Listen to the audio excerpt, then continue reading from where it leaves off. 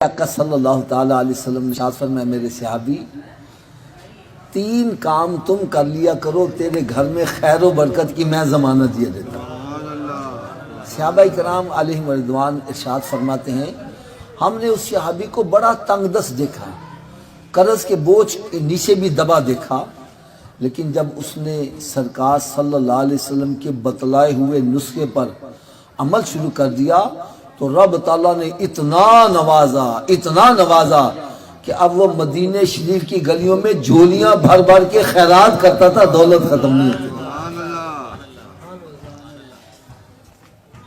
تو ہو سکتا ہے کہ آپ حضرات کو بھی اس نسخے کی ضرورت ہو اور آپ سوچ بھی رہے گے یار یہ پتہ نہیں کتنا مشکل مسئلہ ہوگا، کتنا مشکل نسخہ ہوگا جس سے بندے کا معاشی مسئلہ حل ہو جائے۔ تو آؤ وہ 3 کام کون کون سے ہیں۔ نمبر 1 فرمایا جب گھر میں داخل ہوا کرو تو گھر والوں کو سلام کر دیا کرو۔ کیا کرنا جی؟ سلام کر لیا کرو۔ دوسرا کام فرمایا 1 مرتبہ مجھ پر بھی سلام بھیج دیا کرو۔ اور تیسرا کام فرمایا 1 مرتبہ سورہ اخلاص بھی پڑھ لیا کرو۔ اب تینوں کام کیسے کرنے ہیں میں پریکٹیکل کر کے بتلا دیتا ہوں۔ یوں سمجھیں جیسے میں گھر میں داخل ہوا ہوں اونچی آواز سے کہہ دوں السلام علیکم، گھر میں اگر کوئی بھی نہیں تو خالی گھر کو سلام کر دو، اور پھر آہستہ سے کہہ لوں الصلاۃ والسلام علیکہ یا رسول اللہ وعلی آلکہ واصحابکہ یا حبیب اللہ۔ اور تیسرا کام بسم اللہ الرحمن الرحیم قل هو اللہ احد اللہ الصمد لم یلد ولم یولد ولم یکن لہ کفوا احد۔ یہ کام مشکل ہے کہ آسان ہے؟ ان سے بولو سبھی عمل کر لیں گے؟ اچھا یہ بھی بتلا دوں آپ بھول بھی جاؤ گے تو یاد رکھنے کا بھی نسخہ بتلا دوں۔ یاد رکھنے کا نسخہ یہ ہے جو بھی آپ کو ملے اس سے کہا کرو بھائی آپ بھی 3 کام کرو، بھائی آپ بھی 3 کام کرنے، بھائی آپ بھی 3 کام کر لیا کرو۔ جب آپ کسی کا بھلا چاہو گے تمہارا بھلا خود بخود ہی ہوتا چلا جائے۔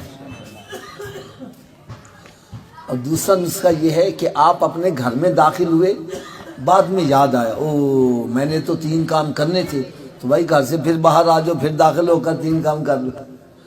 2-3 مرتبہ ایسا کام کرو گے انشاءاللہ پکا یاد ہو جائے گا۔ اور اس کی آپ کو ایک میں اور برکت بھی بتلاؤں۔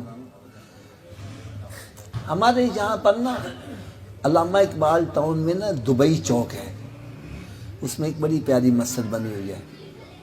اس مسجد میں نا اجتماع تھا تو بیان میں نا یہ حدیث سنائی گئی۔ خیر اجتماع ختم ہوا، لوگ اپنے اپنے گھروں کو چلے گئے۔ بعد میں کچھ بندے ملاقات کرنے والے وہ بیٹھے رہے، تو ملاقات ہو رہی تھی تو ایک بندہ اپنے گھر سے پھر واپس آ گیا، چہرہ بڑا حشاش بشاش ہے، بڑا خوش ہے۔ ہم نے پوچھا بھائی تم واپس آ گئے خیر تو ہے؟ کہنے لگے جی آپ نے ابھی جو نسخہ بتلایا نا اس سے میرا کئی سالوں کا بگڑا ہوا مسئلہ حل ہو گیا۔ میں حیران ہو گیا ابھی مسئلہ بتلایا، اس کا کون سا مسئلہ اتنی جلدی حل ہو گیا؟ کہنے لگا جی میری بیوی سے بول کلام بند تھی، کئی سال ہو گئے نہ وہ مجھے بلاتی تھی نہ میں نے اس کو بلایا۔ کہنے لگا آپ نے کہا گھر میں داخل ہوتے ہوئے سلام کرنا ہے، تو میں نے آج جا کے دروازہ کھٹکھٹایا، اس نے دروازہ کھولا، میں نے جاتے کہا السلام علیکم، کہنے لگا اس نے بھی مسکرا کے جواب دے ہمارا مسئلہ حل ہو گیا۔ ارے جس کو حقیر جان کے تم نے بجھا دیا وہی چراغ جلیں گے تو روشنی ہوگی۔ میرے آقا صلی اللہ تعالیٰ علیہ وسلم کی ہر سنت میں نور ہے، اس میں کروڑوں حکمتیں موجود ہیں۔ دیکھو آپ گھر میں داخل ہوگے سلام کرو گے 10 نیکیاں سلام کرنے کی مل جائیں گی، درود و سلام پڑھو گے 20 نیکیاں اس کی بھی مل جائیں گی، اور 1 مرتبہ سورہ اخلاص پڑھو گے 10 پارے تلاوت کرنے کا ثواب یہ بھی ملتا چلا جائے گا۔